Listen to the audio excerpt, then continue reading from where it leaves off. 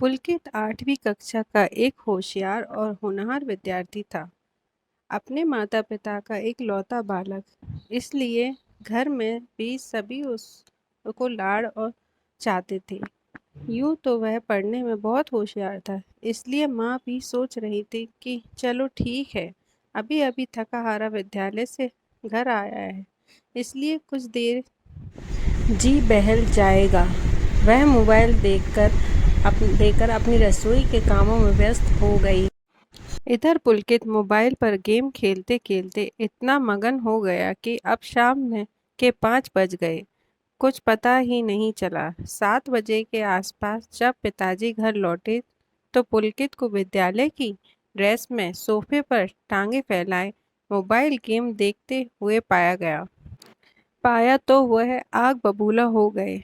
यह क्या तमाशा बना रखा है? 5 बजे का आया हुआ है साहब, और अभी तक विद्यालय की ड्रेस भी नहीं चेंज कर पाया। चलो उठो और बंद करो यह मोबाइल देखना। जब पिताजी ने पुलकित को डांट पिट पिटाते हुए कहा तो माँ भी रसोई से दौड़ती दौड़ती आई और बोली, क्या करूं? 1 मिनट के लिए मोबाइल मांगा और यह हालत है तुम्हारी। तब पुलकित माफ़ी मांगते हुए झटपट हाथ मुंह धोने निकल गया। रात के खाने में जब पिताजी, माँ व पुलकित साथ बैठे तो फिर मोबाइल का जिक्र चला। पुलकित ने पिताजी समझाने लगे, पुलकित मोबाइल का शौक कम से कम रखा करो, अभी तुम छोटे हो और पढ़ने लिखने में ध्यान दिया करो। जी पिताजी, कहकर पुलकित ने पिताजी की बात की कि हाँ हाँ मिला दी। अगले दिन से विद्यालय में वार्षिक परीक्षा शुरू हो रही थी।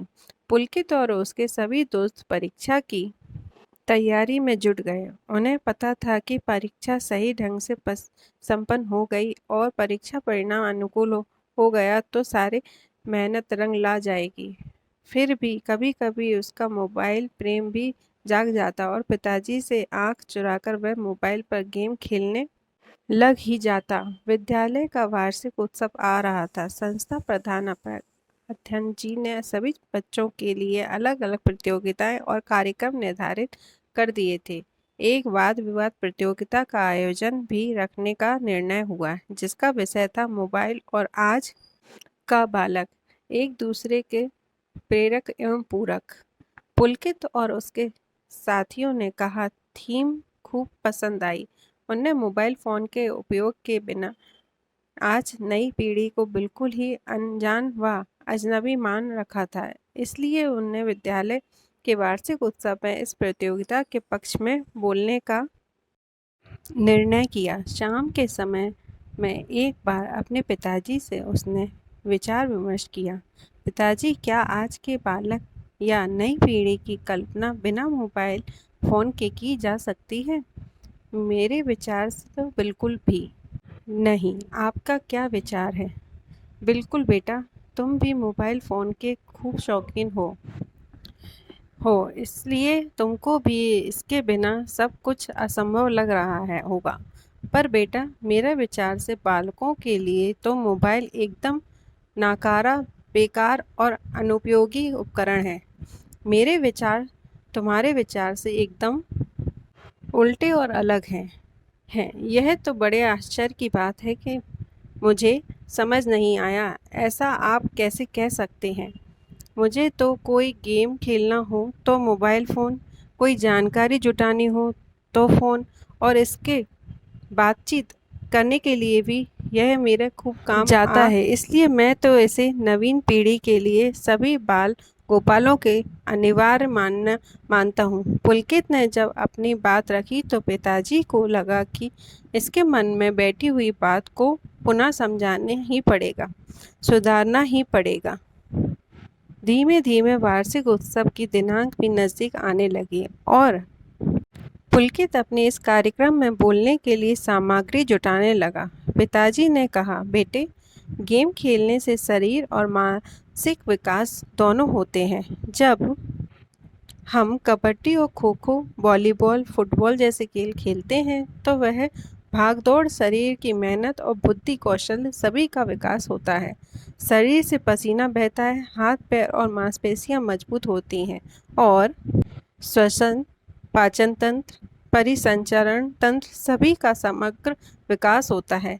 इसके बदले जब तुम मोबाइल खेल कर उस पर गेम खेलते हो बैठते हो तो अकेले अकेले बिगड़ आंखें गड़ाए स्क्रीन पर उलझे रहते हो। इससे शरीर के कौन से अंग का विकास होता है?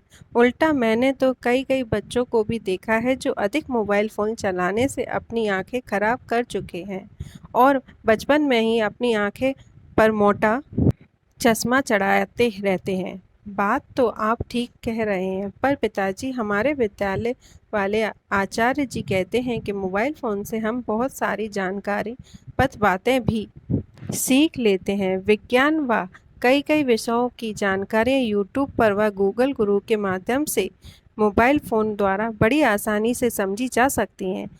क्या यह ठीक नहीं है?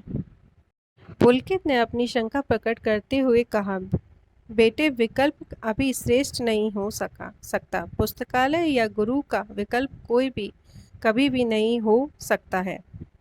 कठिन व जटिल समस्याएं भले ही हम मोबाइल फ़ोन से शीघ्र हल कर सकते हैं, पर विद्यालय गुरु और पाठशालाओं का अपना अलग ही महत्व होता है। इसका कभी कोई विकल्प नहीं बन सकता।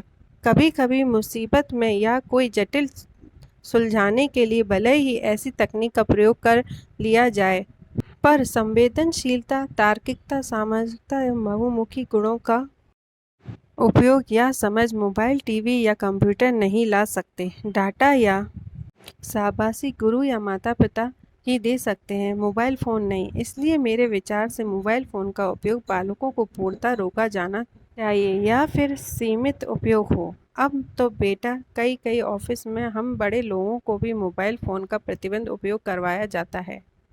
उसको भी लग रहा था सच में मोबाइल फ़ोन के आते ही उसकी भी ज़िंदगी एकदम से बदल गई। पहले गणित बड़े बड़े प्रश्नों को हल मौखिक ही मिनटों में हल किया करते थे, लेकिन जब से उसके मोबाइल और कैलकुलेटर चालना प्रश्न हल करने शुरू किया उसका समय तो बच जाता था, पर गणित की पकड़ कम होती जा रही है। यह नहीं, पहले जैसे हम दोस्त विद्यालय से आते ही गली के आसपास की एक खाली बाड़े में खेलने चले जाते थे, जिससे सब मिलजुल कर आनंद करते। अब पागलों की तरह स्क्रीन पर आंखें फोड़े नज़र गड़ाए गेम खेलते रहते हैं। सभी दोस्त अपने अपने कमरों में दुबके हुए, ना मिलना ना ही एक दूसरे से कोई बात करना। सच में इस मोबाइल ने हमारी दोस्ती को अलग ही रूप लाकर रख दिया है। तभी वह बोल उठा, बस बस पिताजी, बस अब मेरे समझ में आ गया है कि मोबाइल को जितना उपयोग हम समझ रहे थे सच में उतना वह नहीं है। हम दोस्तों का तो सारा मिलना जुलना ही एक फ़ोन के डिब्बे ने बिगाड़ कर रख दिया है। जब मैं तो अपने वार्षिक उत्सव में मोबाइल फ़ोन बालकों के लिए पूरक विषय पर विपक्ष में बोलता हुआ साबित कर दूंगा कि इस अनुचित अत्यधिक प्रयोग बौद्धिकता को खत्म कर ही रहा है। इससे हमारी आंखें भी खराब हो रही हैं। खेलने की क्षमता खत्म होने से हम शरीर व मानसिक रूप से भी कमज़ोर हो रहे हैं। बस आज से फ़ोन पर अनावश्यक टाइम पास बंद और सच में पढ़ाई लिखाई व खेल कूद चालू। शाबाश बेटा, मुझे तुमसे यही उम्मीद थी। विज्ञान के आधुनिक युग के कारण मोबाइल फ़ोन को बिल्कुल ही नकारा नहीं जा सकता। हो सकता है अभिभावक, बड़े व गुरुजनों के लिए यह उपयोगी व अनिवार्य हो, पर बच्चों के इस यंत्र से बचाना में ही सार है। पिताजी ने भी इसकी हाँ में हाँ मिलाई। वार्षिक उत्सव में उसके विचार से सब खूब प्रसन्न हुए। तालियां तो बजी ही, पुरस्कार भी खूब आया। अब पुलकित व उसके दोस्त गेम तो खूब खेलते थे, पर मोबाइल पर नहीं, खेल के मैदान पर। सभी इन बच्चों के बदले बदले व्यवहार पर खुश थे। कैसी लगी आपको ये कहानी? धन्यवाद।